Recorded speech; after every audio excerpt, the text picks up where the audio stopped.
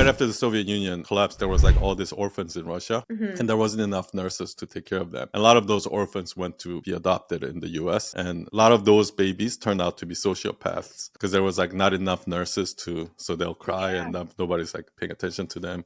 But imagine that. So they're sociopaths. So they are hurting someone, and see how it's also negative attention. You know, you need to hurt someone or to do something very bad for someone to see you. I think what it was these kids, like they would like hurt animals and they have no emotions. Like to them, they would treat animals like if they would treat like a thing. Like so they had no compassion towards other living things.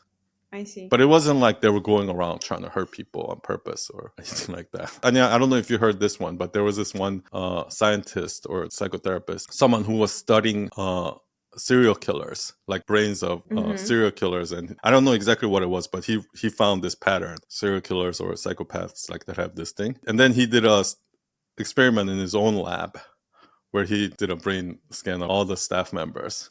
And it turned out there was a psychopath in there. And later on, it turned out it was him. So it's like just because you have that tendency or personality doesn't mean I think you're going to act out on it either. Because I'm sure there are a lot of sociopaths out there that just live normal life. So in terms of, when child doesn't have enough good attention, they would search for like bad attention. Yeah. Yeah.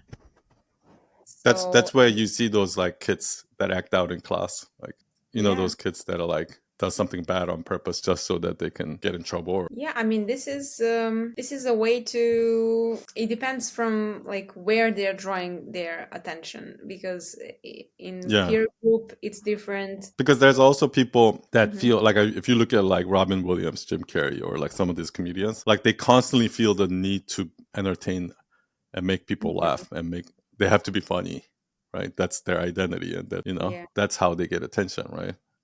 And some people do it with something else, like with sports. Some people might want to do it with how they look. So I guess everybody has their little trigger. What's yours?